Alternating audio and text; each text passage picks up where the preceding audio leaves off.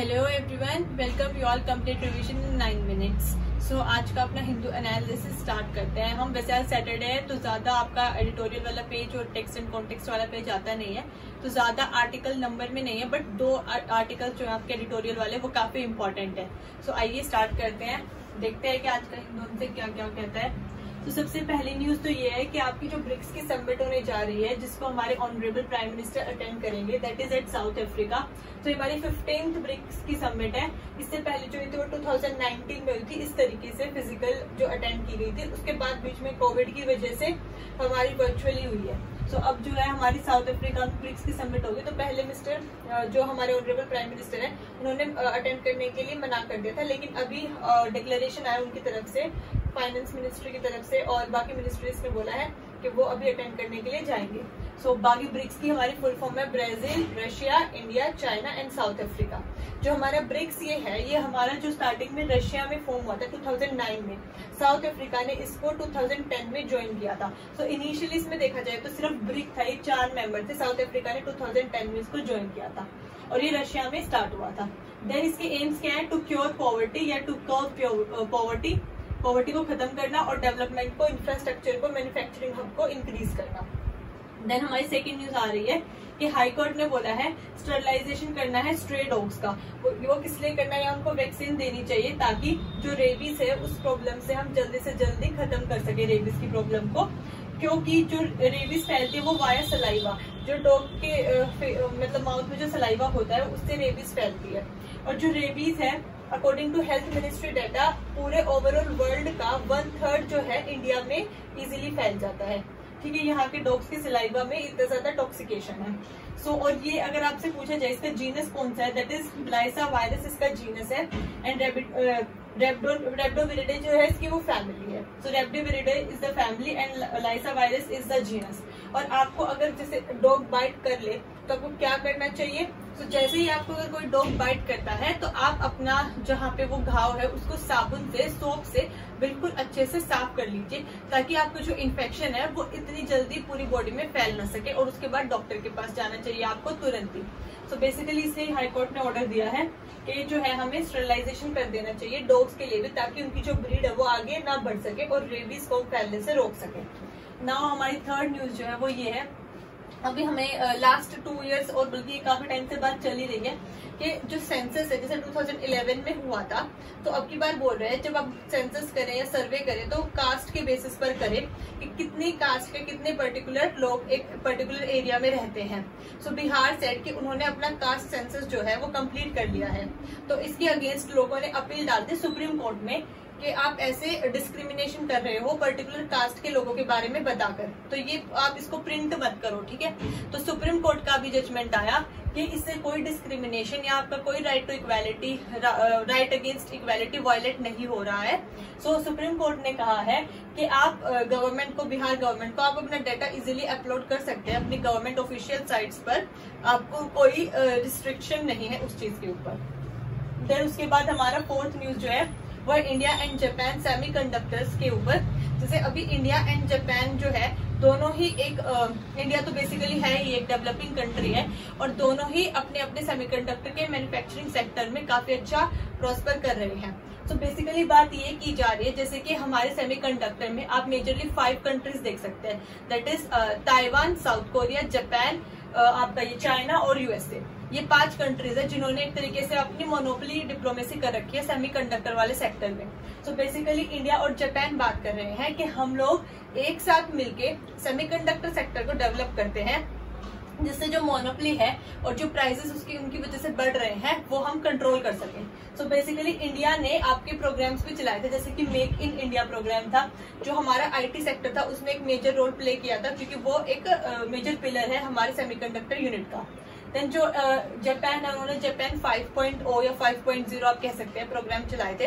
तो अब बात की जा रही है क्यों ना हमारी इंडिया की इंडस्ट्री और जापान की industry collaboration and government collaboration हो जाए, जिससे जो है हमारा सेमीकंडक्टर की जो मार्केट है वो एक साथ ग्रो कर सके और ज्यादा अच्छे स्केल पर।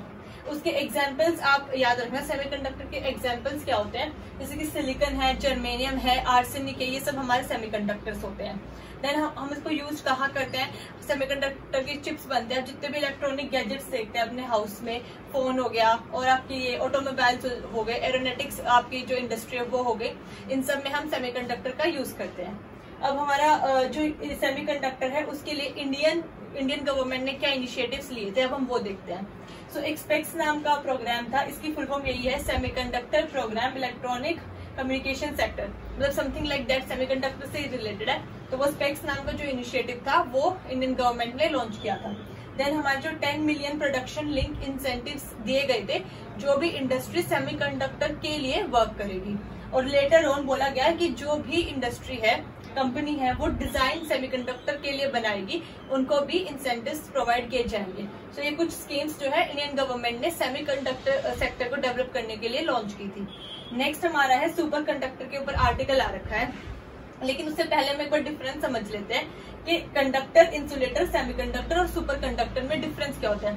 सेमीकंडक्टर तो आप लोग को पता चल ही गया है, जैसे कि अगर हमारे पास, सबसे पहले हम कंडक्टर देख लेते हैं। अगर मान लो कोई भी एक आपके पास वायर है, उससे अगर इलेक्ट्रिसिटी कंडक्ट होती है विद लिटिल रेजिस्टेंस, मतलब उसमें रुकावट जो है, रेजिस्टेंस जो है वो बहुत कम है या ना के बराबर है, और उससे इलेक्ट्रिसिटी आप लोग इजिली कंडक्ट कर सकते हैं, दैट इज कंडक्टर। जैसे कि कॉपर की वायर इसका एग्जाम्पल है। ओके, सिंपल लिख देती हूँ यहाँ पे एग्जाम्पल में, कॉपर की वायर। इंसुलेटर होता है जिससे आप इलेक्ट्रिसिटी जो है कंडक्ट नहीं कर सकते। Electricity is the flow of the electrons या फ्लो ऑफ द चार्ज। तो जब आपके जो इलेक्ट्रॉन्स फ्लो करेंगे तब इलेक्ट्रिसिटी कंडक्ट होती है। तो अगर इलेक्ट्रिसिटी कंडक्ट नहीं हो पा रही है, इट मीन्स उसमें इलेक्ट्रॉन्स फ्लो नहीं हो पा रहे हैं, दैट इज आपका इंसुलेटर। जिसका एग्जाम्पल हम वुड दे सकते हैं, बचपन में हमें सिखाते थे, वुड हो गया, ये इस तरीके से प्लास्टिक हो गया, दीज ऑल आर इंसुलेटर्स। ठीक है, सेमीकंडक्टर क्या होता है कि जो आपके इंसुलेटर और कंडक्टर के जो बीच में होता है, इट मींस कि आपका, अगर आप चाहो तो अपने अकॉर्डिंग इलेक्ट्रिसिटी को आप कम या ज्यादा कर सकते हो।